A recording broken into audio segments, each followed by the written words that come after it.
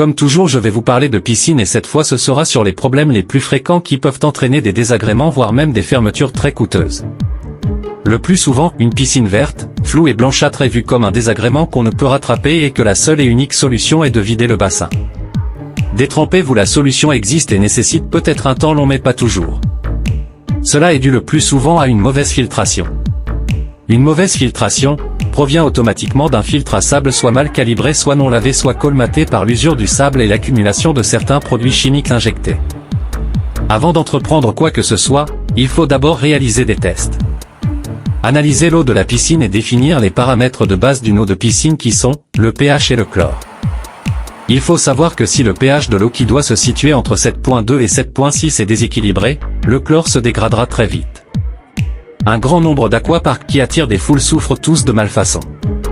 Il s'agit de filtres à diatomée et d'un débordement de plusieurs bassins vers un seul bac tampon, ce qui cause évidemment une pollution de tous les bassins si un seul est pollué.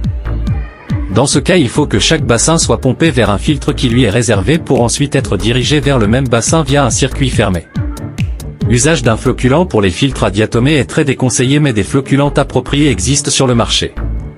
Quel que soit le problème rencontré, des solutions existent mais il faut intervenir au moment de la fermeture pour y remédier et pour ne pas avoir recours à des fermetures. L'appel à des professionnels est indispensable pour un diagnostic et une réception finale d'infrastructure. Attention, ne signez jamais de réception de travail fait avant d'avoir vérifié son authenticité par un professionnel. Momo au 0550 80 08 18 ou mabay582@gmail.com. Pour avoir une piscine saine, claire et bénéfique pour tous, il faut veiller à son traitement quotidien et avec des produits adéquats. Comme déjà signalé, le traitement des piscines n'est pas le même pour toutes. Il faut se baser sur la source de l'eau, calcaire et sel, la température et l'environnement, à prendre en compte aussi une piscine couverte et non couverte. Beaucoup de possesseurs et d'exploitants de piscines ignorent délibérément des anomalies, tant que les caisses se remplissent. On ne ressent presque rien quand les infrastructures sont neuves.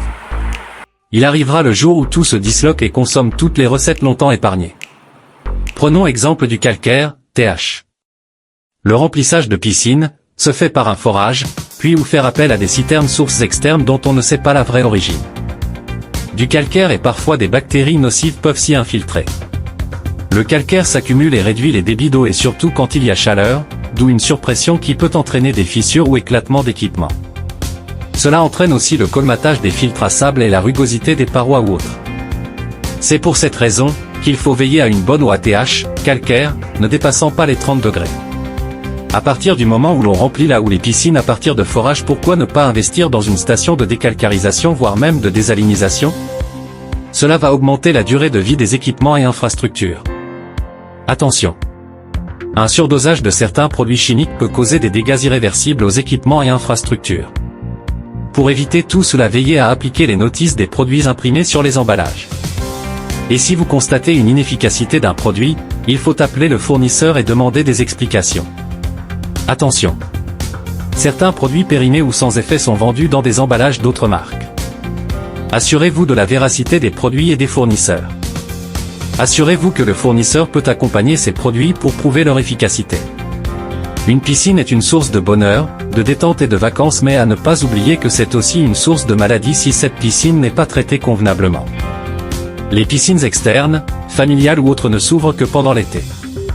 Mais les piscines couvertes, chauffées sont pour toute l'année, d'où un traitement plus approprié. Momo l'expert en piscine est toujours présent pour vous assister et trouver des solutions à tous vos problèmes. Momo 0550 80 08 18 mabay582@gmail.com. Les produits chimiques pour le traitement des piscines à avoir chez soi sont le chlore choc pastille de 20 grammes qui est un chlore rapide et très efficace. Le chlore multifonction action 5 et 10, galet de 250 grammes qui est un chlore long. Additionné au chlore choc, le chlore multifonction stabilisera le taux de chlore pendant une longue durée. Le flocculant qui est à base de sulfate d'alumine aide les matières en suspension contenues dans l'eau à se précipiter au fond du bassin pour être facilement aspirées. L'anti-algue à base de sulfate de cuivre est à injecter quand une piscine est bonne, claire et limpide. Cela empêchera toute tentative de formation d'algues et cristallisera une eau de piscine. Le pH- est une solution acide qui rabaissera un pH élevé, basique. Il existe sous différentes formes liquides ou solides. Le pH+ est une solution alcaline qui rehaussera le taux du pH, acide. Pour rappel, le pH est un support radical pour le chlore. Si le pH va mal, le chlore aussi va mal. À bon entendeur, salut.